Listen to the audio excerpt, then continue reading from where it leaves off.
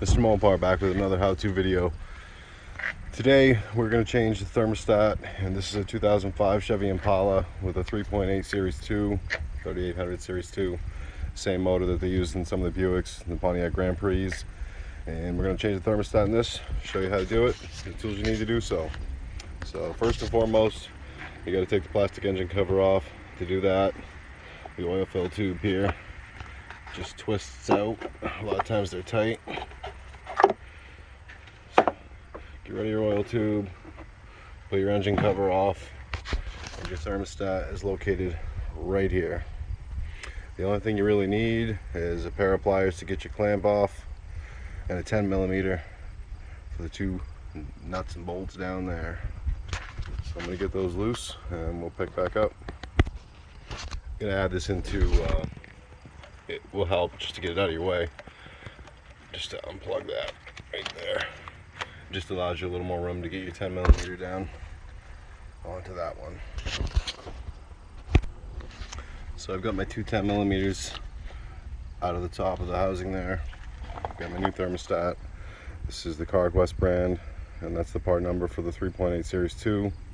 Also make sure that you get yourself a new gasket, because chances are the old one's not going to be any good. Also, if you pull the wiring harness out of that clip that's right there, it allows you to get it up out of the way a little more. And another thing I'll add too is put your oil fill tube back in after you get your engine cover off. That'll just keep you from getting any dirt and debris down in the motor. As you can see, some mice have had their way in this one. So I've got the old thermostat out. I'm also going to add that when you do it, there's a little rubber, I guess it's really just an O-ring.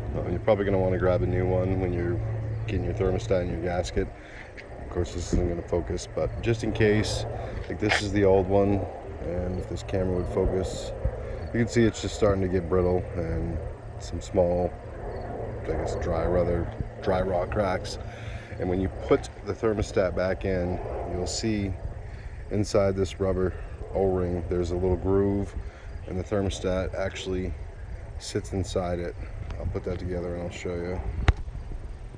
So that is how the thermostat will sit inside the rubber gasket, rubber O-ring, whatever you want to call it. And then the edge of the thermostat sits right inside the groove there. I'll also show you that is the part number for your gasket, 2166 there. So I got my new thermostat in, got everything put back together. When you're tightening up the two bolts for the thermostat housing here, you do not want to over torque them. They snap very easily. You just want to snug them up and make sure that, it's hard to see, but just make sure your housing is meeting the block. It's smooth, it's flush, there's no gap in there, and that's all there is to it. You got a new thermostat.